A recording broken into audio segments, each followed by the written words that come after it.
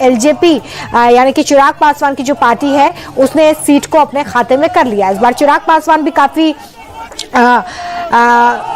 Bargaining वाले mode में नजर आए थे। जैसे सीट शेयरिंग हुई थी, पहले उन्हें कम सीटें दी जा रही थी, लेकिन बाद में 29 का आंकड़ा उनके लिए तय किया गया था और ऐसी 29 सीटें उनके खाते में आई थी जहां पर बीजेपी हारती भी रही है और कुछ ऐसी सीटें थी जहां पर अच्छा खासा वोट बैंक जो है वो एलजेपी का है। तो ऐसे में जो महुआ सीट है वो एलजेपी के खाते में गई थी और महुआ सीट को लेकर देखिए टकरार भी बहुत हुई थी।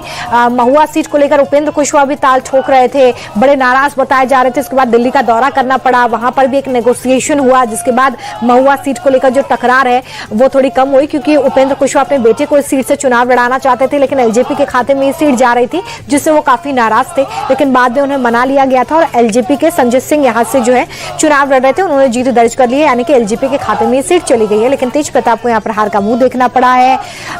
जनशक्ति नाम से उन्होंने पार्टी बनाई और उसके बाद अब चुनावी मैदान में उतरे। अपनी जीत को लेकर काफी आश्वस्त थे, वो कह रहे थे कि महुआ की जनता उनका साथ देगी, क्योंकि एक बार पहले भी वो यहाँ से चुनाव लड़ चुके हैं, वहां पर मेडिकल कॉलेज बनवाया है, तमाम तरह के दावे जो है वो कर रहे थे, लेकिन ये वादे जनता तक पहुंच नहीं पाए और इसलिए उन्हें हार का मुंह देखना पड़ा है। नीचे आप तस्वीर देखिए, लगातार जो कार्यकर्ता है वो जश्न मनाते हुए नजर आ रहे हैं, नारेबाजी कर रहे हैं, अपने नेताओं को बधाई दे रहे हैं और जश्न की ये तस्वीरें इस वक्त पटना से लेकर दिल्ली तक नजर आ रही हैं। पटना की सड़कों पर तो जश्न मनाया ही जा रहा है, लेकिन इस बिहार जीत की जो गूंज है वो दिल्ली तक सुनाई दे रही है, क्योंकि बिहार की जो पॉलिटिक्स है वो कहीं ना कहीं दिल्ली की पॉलिटिक्स पर भी काफी असर डालती है। 243 सीटें विधानसभा की जरूर यहाँ पर, लेकिन इसके अलावा लोकसभा की भी 40 सीटें हैं जो काफी मायने रखती हैं लोकसभा के लिहाज से। तो ऐसे में इस बार जब लोकसभा के चुनाव भी हुए तो बिहार से अच्छी सीटें एनडीए के खाते में गई थी और अब जब विधानसभा का चुनाव हुआ है तो भी एनडीए के खाते में अच्छी सीट्स जनता ने डाल दी है।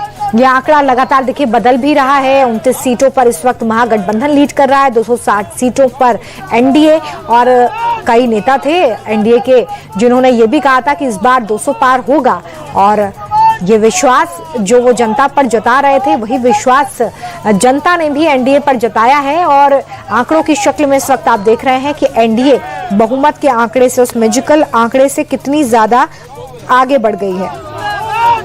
लगातार जो समर्थक है ढोल नगाड़ों के साथ बीजेपी के दफ्तर पहुंच रहे हैं, सड़कों पर जश्न मना रहे हैं। इस बीच खबर है कि शाम 6 बजे बीजेपी मुख्यालय जाएंगे, प्रधानमंत्री नरेंद्र मोदी और कार्यकर्ताओं को संबोधित करेंगे।